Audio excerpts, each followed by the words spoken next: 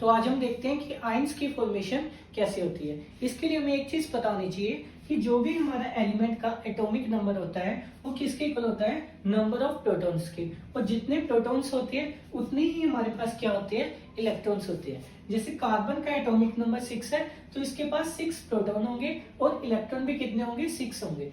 Oxygen का atomic number 8 है तो इसके पास 8 प्रोटॉन होंगे और इलेक्ट्रॉन्स भी कितने होंगे, 8 होंगे। अब हम देखते हैं कि आयंस कैसे बनते हैं। अब देखो हमारे पास दो एटम है, एक हमारे पास सोडियम एटम है और एक हमारे पास क्लोरीन एटम है। सोडियम का एटॉमिक नंबर 11 होता है, क्लोरीन का एटॉमिक नंबर 17 होता है। अब सोडियम का एटॉमिक नंबर 11 है तो इसमें प्रोटॉन्स भी कितने होंगे, 11, इलेक्ट्रॉन्स भी कितने होंगे, 11। प्रोटॉन्स के ऊपर कौन सा चार्ज होता है, पॉजिटिव, और इलेक्ट्रॉन्स के ऊपर नेगेटिव। मतलब एक प्रोटॉन एक पॉजिटिव चार्ज देता है तो 11 प्रोटॉन कितना पॉजिटिव चार्ज देंगे, +11।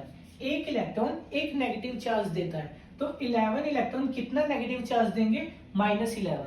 इन दोनों को जब ऐड करेंगे तो हमारे पास क्या आ जाएगा, 0। मतलब अभी सोडियम के ऊपर कोई भी चार्ज नहीं है। सेम एज इट इज यहाँ पे होगा, प्रोटॉन एक प्रोटॉन 1 पॉजिटिव चार्ज तो 17 प्रोटॉन +17, 17 इलेक्ट्रॉन कितना चार्ज देंगे, -17। ऐड कर देंगे, हमारे पास कितना आ जाएगा, 0। मतलब अभी क्लोरीन के ऊपर कोई भी चार्ज नहीं है। सपोज कर लो क्या हुआ कि सोडियम का एक इलेक्ट्रॉन यहां से कहां पे चला गया, क्लोरीन के पास चला गया।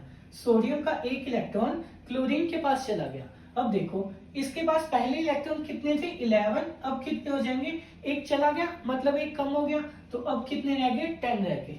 लेकिन प्रोटॉन में तो कोई भी चेंज नहीं हुआ, प्रोटॉन कितने हैं, अभी भी 11 है। अब एक प्रोटॉन कितना चार्ज देता है, +1, तो 11 प्रोटॉन कितना चार्ज देंगे, +11। एक इलेक्ट्रॉन एक नेगेटिव चार्ज देता है तो 10 इलेक्ट्रॉन कितना नेगेटिव चार्ज देंगे, -10। इन दोनों को ऐड करेंगे तो हमारे पास क्या आ जाएगा, +1 आ जाएगा। मतलब सोडियम के ऊपर अब कितना चार्ज होगा, +1 चार्ज होगा।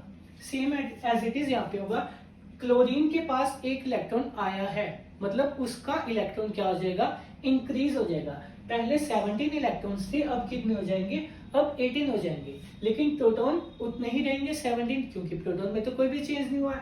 अब एक प्रोटॉन एक पॉजिटिव चार्ज, 17 प्रोटॉन +17, एक इलेक्ट्रॉन एक नेगेटिव चार्ज तो 18 इलेक्ट्रॉन -18। 17 -18 क्या आ जाएगा, -1।